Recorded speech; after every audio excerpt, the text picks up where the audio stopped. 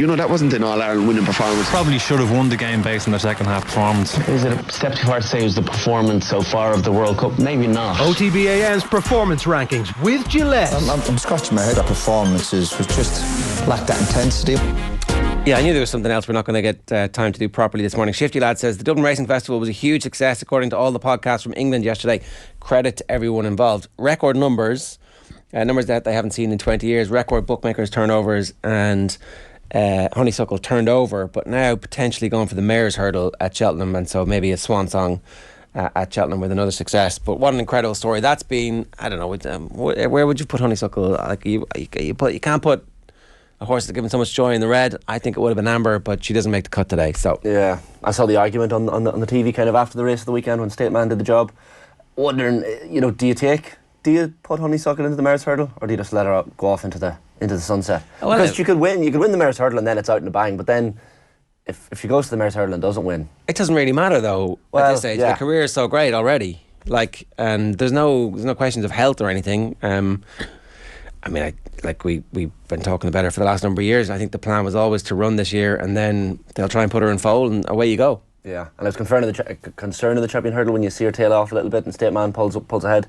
That chasing pack, she was going to kind of move towards the back, but no, held on for second, which an impressive showing, because it was actually a decent race. It's been confirmed this morning she's staying in training for the, according to Richard Redballs, she's staying in training for the Mayor's, confirmed this morning, and we're being threatened by one of our own here. Bobby Dwyer says if Spurs and Kane aren't in the green and switching to second captains, it's not in the green. I mean, we knew. It's like he's not getting special medals for delivering the post today. Yeah. Well, come back to me when he's broken like the actual Greaves record of goals in the top flight, which is 140 more to go. But famously, football didn't exist before 1992. Of course, so true. I think we have to, you know.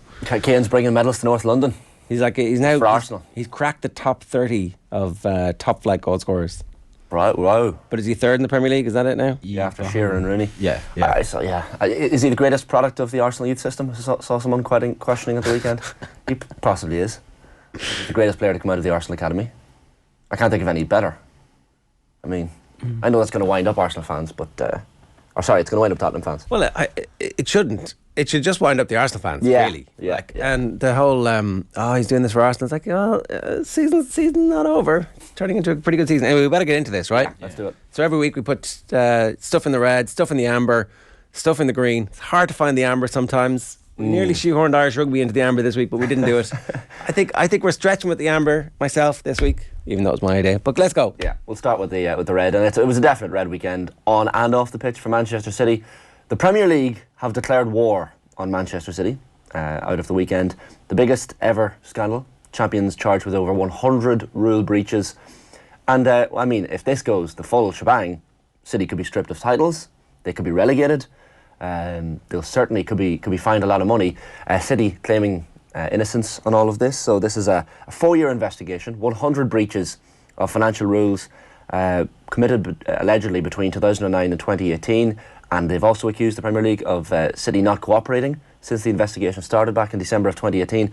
And of course, City deny it. They had a meeting on Monday with staff, said they expect this to go away.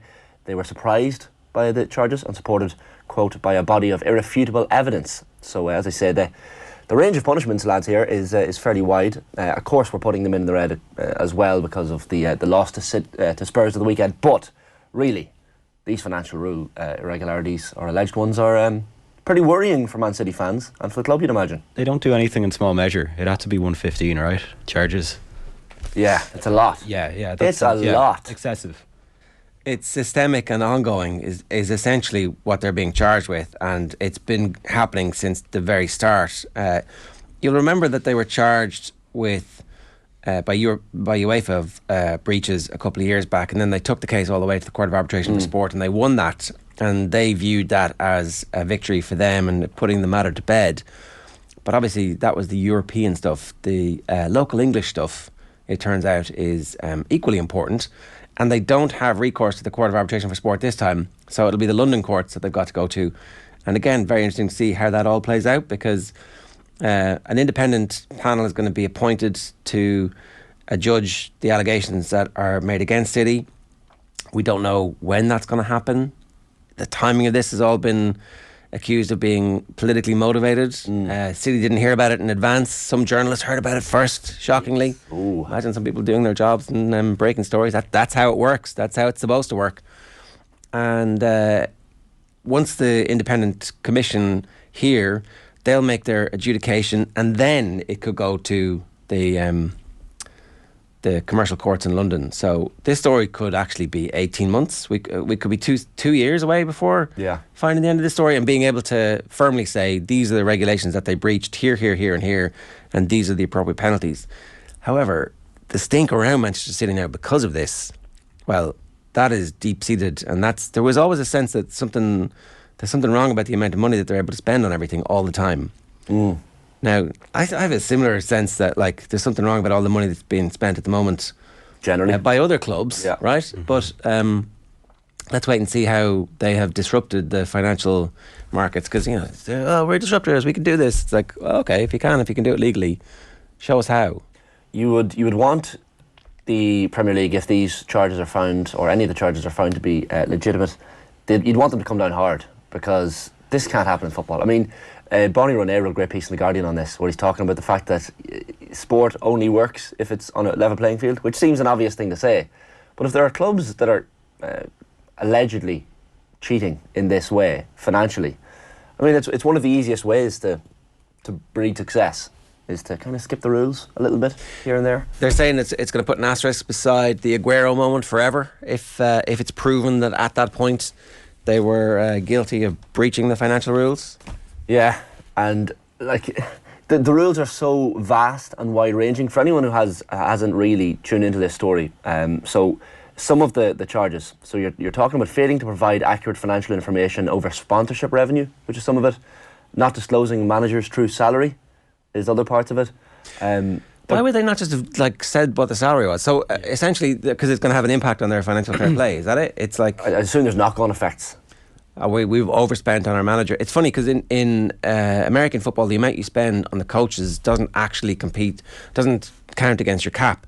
So again, that you can have an arms race there, and I don't know, maybe football, it was like an oversight. It's like, well, why don't we just allow us to pay the best managers whatever we want? But it's because it's linked to your turnover and profit and profitability over a period of time. Financial fair play was deliberately opaque so that the best clubs would be able to manipulate it originally anyway. Yeah. And if Man City, if it turns out that Man City were unable to finesse that, then they just weren't paying attention.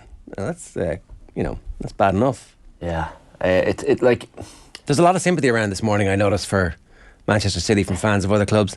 They really feel like that plucky underdog is just not getting a fair crack of the whip. Yeah. Well, look, if this goes as bad as it could possibly go for Man City, it could be a case of, those great clubs, the clubs that were in the Premier League once upon a time and went all the way down. Preston North End. Well, yeah. The clubs that just went. Look, you've seen it happen in the north when clubs go into administration, like up in Scotland, like Rangers. Clubs can come back. Freudian slip there, Shane. The north of the UK, of course.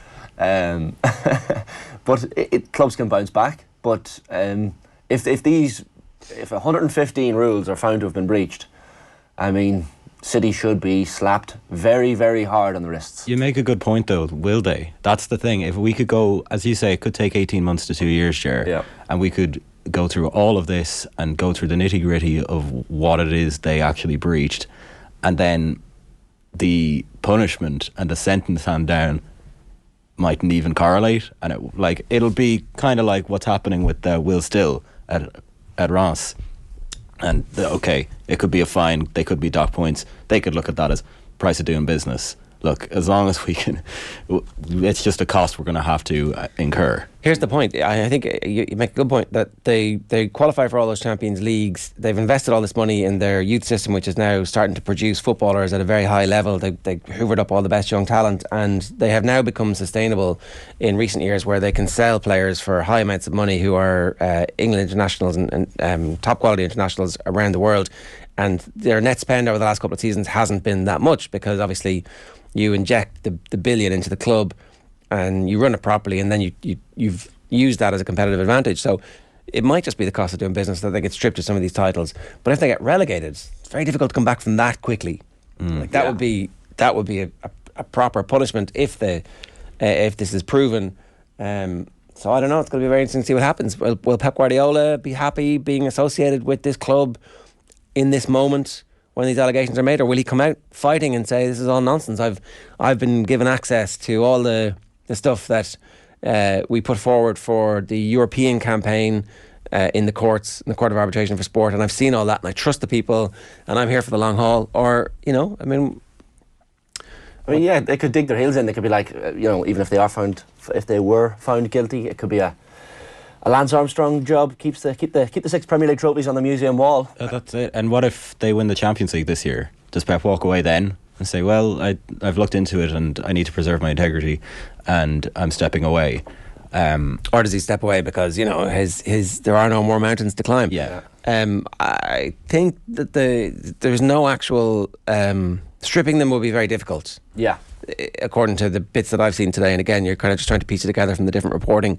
They could. There is an underexplained, kind of flabby piece of language which allows you to do whatever is deemed necessary to maintain the reputation of the competition. So they could, under that, go, well, this is so egregious that we're taking back the trophies, but very difficult to do. I think the other thing is that there's no sympathy from the other Premier League clubs here. Zero. And so they all are looking at this going, if City are found to have breached the rules that we followed, well, then they have to pay. And that will be the bit where the court case is taken by City against whatever findings are, and then all the rest of the clubs will go, screw you, I'm sorry, but we would have qualified for Europe and we would have had those young players and we would have been the ones who were able to sell hundreds of millions of sponsorship to those companies who were interested in getting involved. So the mad part of it was that, as you said, Ger, the surprise that City got. Apparently these legal papers were delivered by a courier on Monday to the Etihad. I imagine being that courier, I have no idea possibly what he's delivering. He is literally delivering legal papers to Manchester City over 115 alleged breaches. So I'd have loved to have seen that. Do you reckon it happens like in the US TV shows where it's like you've been served and they use a sort of weird chicanery to get the paper into their hand because really that's how they serve them? Yeah. Hey, I've got. I don't know what you'd be giving to those people at Man City who have literally everything that money can buy in the world. OTB AM brought to you live each morning by Gillette Labs for an effortless finish to your day. What's next? Yeah, next we'll move on to Liverpool, who had a bad weekend, it has to be said. They're having a lot of bad weekends recently. Jurgen Klopp getting increasingly tetchy, I've noticed in the post-match press conferences, but you can kind of understand it given the results. A 3-0 defeat to Wolves at the weekend. The first 12-15 minutes of that game were abysmal. As bad at the performance early on in a match as you'll see from a team. Liverpool haven't won a Premier League game yet in 2023. Third time in a row Liverpool have lost away from home in the league. I mean, Jimmy Carragher was on the telly at the weekend after the game and kind of backing Jurgen Klopp, saying there's no chance that anyone else comes in and takes over from him. And I don't think that narrative has moved that direction yet, that Klopp is not the man for the job, but certainly there's a lot of negativity around the team. Joel Matip was crap. If you watch back a couple of the goals, it's not just the concession of 3 goals against Wolves, it's the manner of the goals. They were asleep for most of them. Like the defendant, it's like the chasm in midfield that opened up for some of the goals, and there was chances for Wolves as well to maybe score more goals in that game. You'd be concerned. Darwin Núñez not scoring goals, still not scoring goals. He had a few chances one-on-one at the weekend that he couldn't take.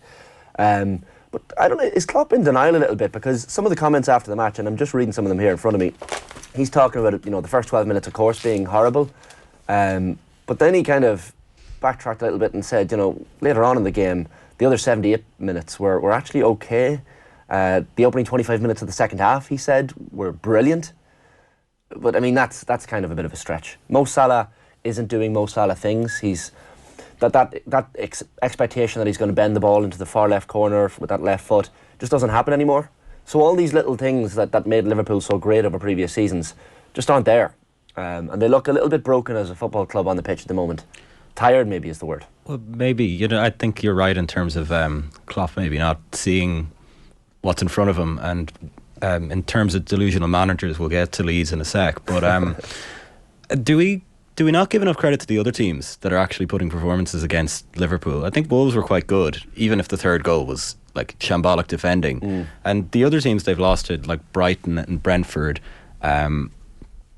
they've been quite good too, and like are resurgent. So I think we also have to give credit to the teams who are putting performances against them, even if it's against a team. They've hammered Liverpool though. It hasn't been like those games have all been one-sided. It's not like, it doesn't feel like Liverpool are in these games. It's because of the drop-off in previous seasons, the level we expect of Liverpool. That was 9 points chalked down at the start of the season. They'll win that. Yeah. And those 9 points are the difference between them being in the hunt for Champions League place. I do think this season is really interesting. Like, it's possible we're going to have a proper title race.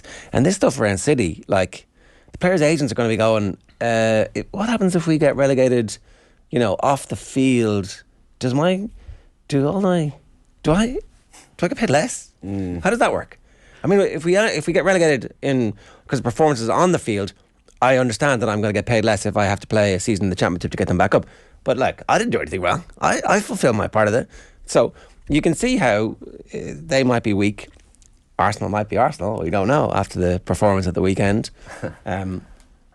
And so there are teams definitely improving, is my point. But at the same time, Liverpool are abject. Yeah. Like, I'd love to hear from the Liverpool fans, because it was Sadio Mane's energy and the creative tension he had with Mo Salah, that's gone. And then it was like, well, the midfield are no good because they haven't signed anybody, but they're all on big contracts. And now it's the defence are also shite. And like, literally everything is bad. Yeah. So at that point, you're going, something else is happening here. Something is... What Liverpool fans? Let's be having you. Something pretty grim. Is there actually no universe in which Liverpool get rid of Jurgen Klopp? Like, does he have so much credit in the bank that... No, there's the only... he has to step aside. He has to want to go. And it hasn't reached that point, I don't think. If they honestly believe that they could sign Jude Bellingham in the summer...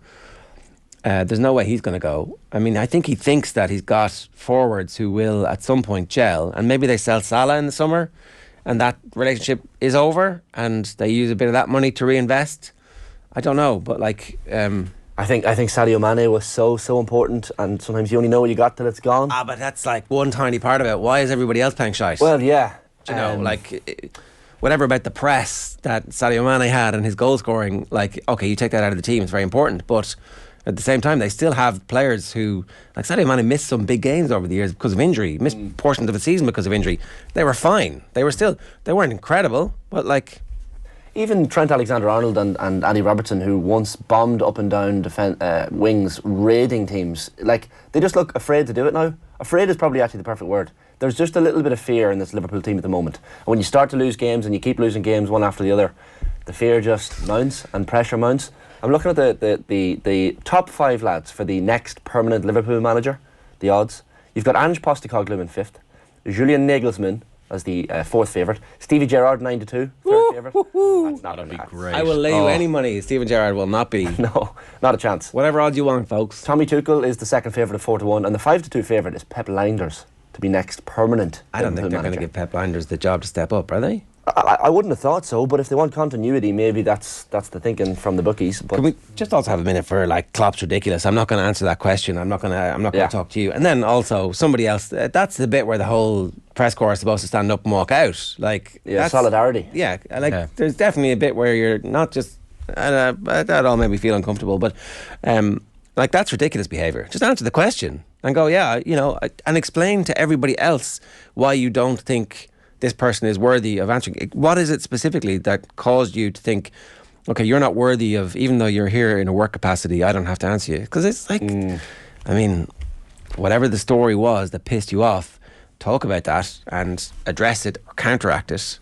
But I don't know, that's a bit where... So I don't think there's any world in which FSG say, okay, you're not our guy, because he's so spectacularly important and clearly one of the best managers over the last 2 decades. Now, maybe there's just a natural peak in his cycle and that peak is over and he's got to go again, and maybe he'll do that somewhere else. But when that stuff starts happening, you can't pull the Alex Ferguson bully and ban people from your press conferences the way you used to just get away with it. You can't do that anymore because the world has moved on. And it's those type of things that where it just becomes like, oh, I don't really need this. I don't need this. I don't need this. Yeah. So his press conferences have reached Klopp, epic proportions of Kloppisms. Yeah, it's real Hurricane Neddy. When Ned Flanders kind of loses the rag, Yeah. feels what's happened to our fallen angel.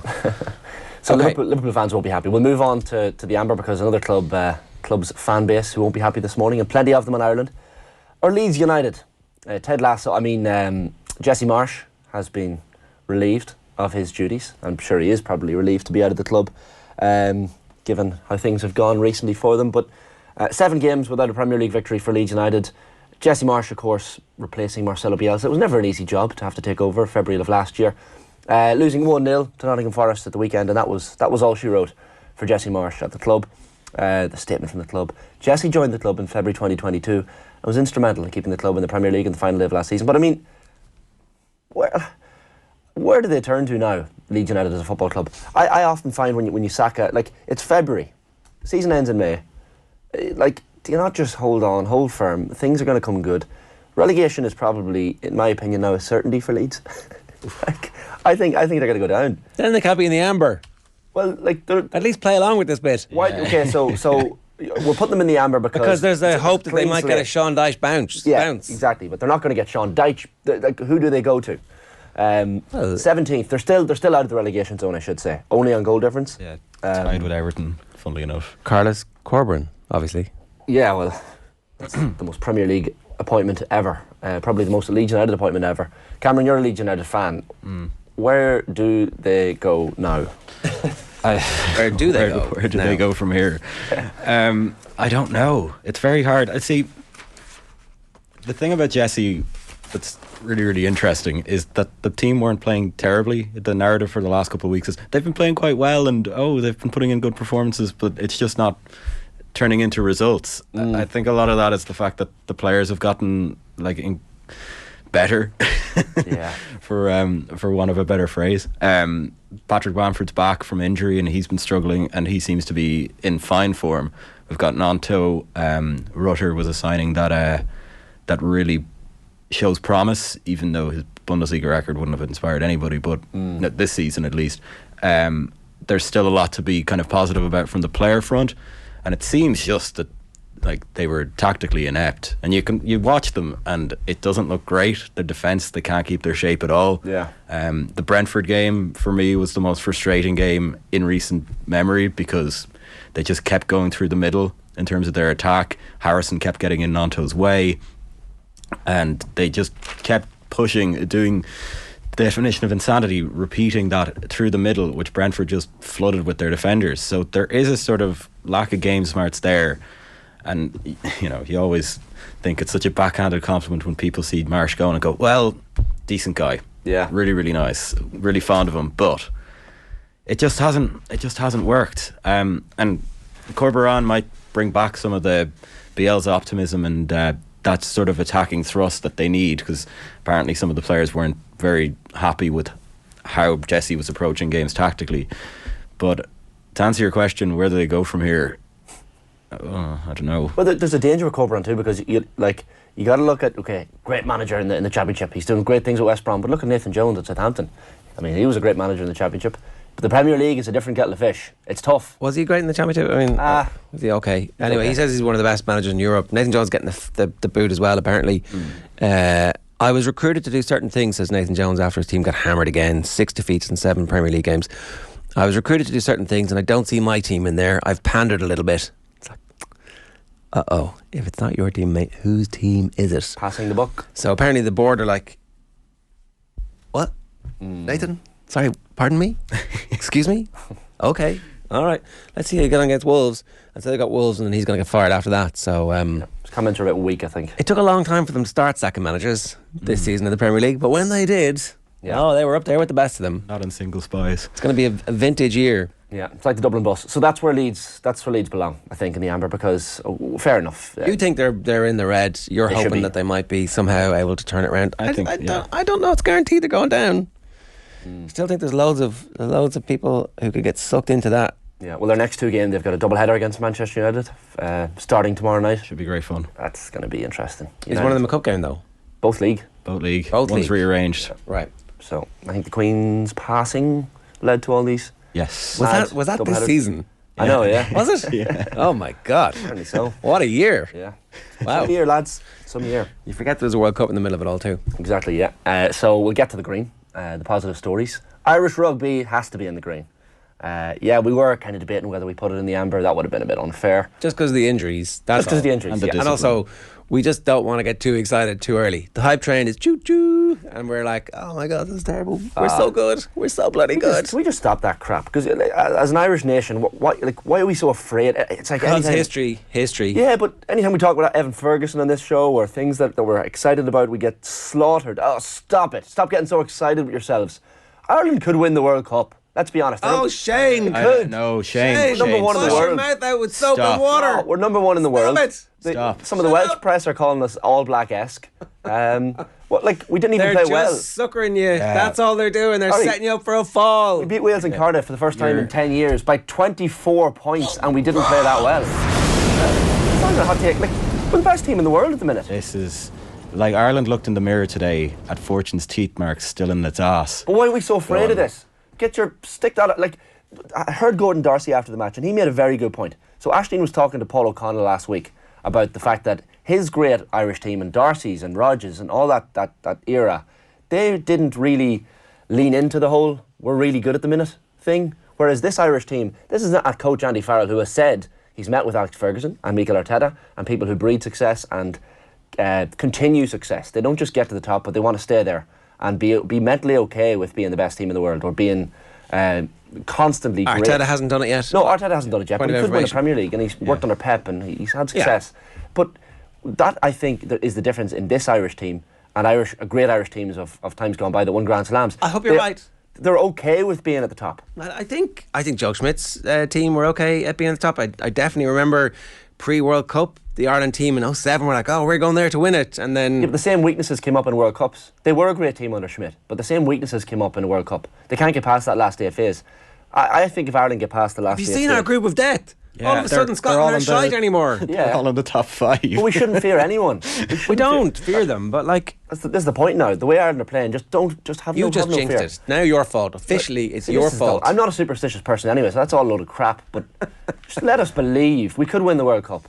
We could. Yeah. There's no reason not to believe anything. Shane is... Sorry, people say in the comments I'm jinxing nothing. Sorry, whether or not we win the World Cup is not to do with me sitting here in a corner in a studio in Dublin saying they're going to win the World for the Cup in viewers, February. Shane is just he's conscious of the fact that he tipped Ireland to win the World Cup in the crystal ball. Did I actually, yeah? You did. Okay, there you go. Stand by so, it. Yeah. We trashed Wales in Cardiff. Yeah, but Let's it's a get shite excited. Wales. Yeah, And it's a actually shite Wales, in but- the first half, there were a bunch of outlaws. In the second half, they started to remember what they were supposed to do. Now, I definitely think we took our foot off Completely, a little bit. yeah. So, Yeah, that was. I think we beat the French this weekend, and then the hype train really pulls out from the station. Well, let's see. Yeah. Let's see. Quinny's standing by. We'll talk to him in a minute about that. If you're watching this on podcast, and make sure you subscribe to the OTB Rugby feed to hear his thoughts. What else is in the green? Yeah, last one in the green. We're going to lump them in together. They never really get paired together, these two, but they're friends down in Munster. Friends is a stretch.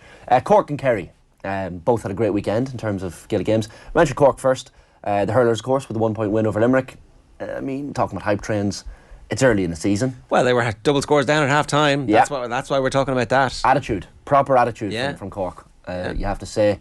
And then the footballers, Ger, I don't know if you want to really touch on this, but they were very, very dominant in the win over Kildare in Division 2. In Newbridge. In Newbridge as well. Kind of hockey Kildare. Yeah, and James O'Donoghue was on the football pod with Tommy and Paddy recently enough at the start of the season saying Cork were his surprise package for the season. Yeah. You can kind of see. It dropped early this week, so you can hear. I'm sure he's like the cat that got the cream this week. I was like, well, he's just a week early. Yeah, look how right I was. But if you're a Cork fan, in terms of Gaelic games, generally speaking, this morning, 7 points for Kildare at home is not a great return, is it? We're talking about Cork here, Shane. Sorry, we're talking about Cork. We'll forget about them. 1-6 to no score up in the 20th minute. They went on to score 2-14 in that match. It was a dominant game. You can't read too much into these games massively in Division 2 because it's so tight that there's going to be nothing between the team that wins Division 2 and the teams that get relegated points wise. You do want to be hockey in the opposition, though. That's a good Yeah. scenario for them to be in. And we've been talking about the Red Storm rising for the last decade, really, since they started to produce all those great underage teams. So there's a slew of talent. It looks like everything off the pitch is working for both the hurlers and the footballers. They've got a really progressive county board. They know exactly what they're doing. Everybody is aligned, and I think, you know, fear the red menace that is Cork. They're coming for you. I can hear Buhig purring from wherever he is in the world right now. He's in Prague somewhere, I think. The fact that like Brian Cleary will be very, very happy with his Cork footballers conceding 3 against Meath last week and to concede none against Kildare. This clearly, I mean, you can't sort defensive frailties out in 1 week, but clearly not conceding goals is a very good way to win a match in Gaelic football. We're burying the lead here, though. Yeah, Kerry. It turns out Kerry have a new wunderkind. David Clifford, your time here as the greatest footballer in the Kerry full forward line was brief, dynamic and short, but you burned like a Roman candle, and now it turns out there's somebody else. Yeah, he was in the crowd watching David Clifford, mouth agape, probably just because he was eating a twister or some other lollipop in the stands, but no, Donald Down O'Sullivan. This is a man Kerry fans are very, very excited about. I don't think we're overstating it. I think like this is, as you said, Ger, wunderkind. There is something to this lad. At club level, I mean, there was a club game earlier in the year. He plays for Kilgarvan. He's the first ever, and this is a proud moment. I think the club tweeted a lovely tweet at the weekend. First ever Kilgarvan footballer to line out for Kerry's senior team. He scored 213 for his club in a game in which they scored 215 in a novice final not so long ago. It's not bad. It's not bad. And Dara Roach is another as well in that full forward line who I've been very impressed with. I watched him against Donegal last week, even though they lost. He was brilliant. And similarly against Monaghan, he just looked bigger than everyone. You know, but Donal is young. He has got time on his hands. This is their Conor Callahan moment. This is. I mean, if you're All Ireland champions, how do you push on the next year? Well, you find 1 or 2 quality players, and Kerry have done that. Like at this stage, Kerry are 100% the favourites for the All Ireland. Like there's no doubt about it. The hype train.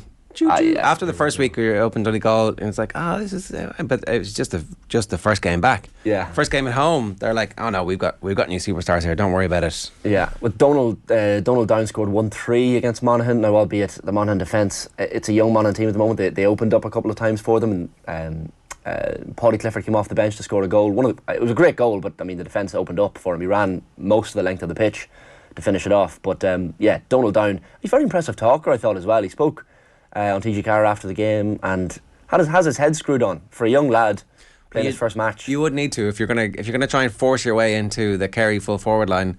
After they've just won the All Ireland, you'd need to be fairly screwed on. Otherwise, 100%, just get burned out. But we will talk about this in more detail a little bit later on with Anthony Moyles. But keep an eye on Donald Down, and they're very excited about it.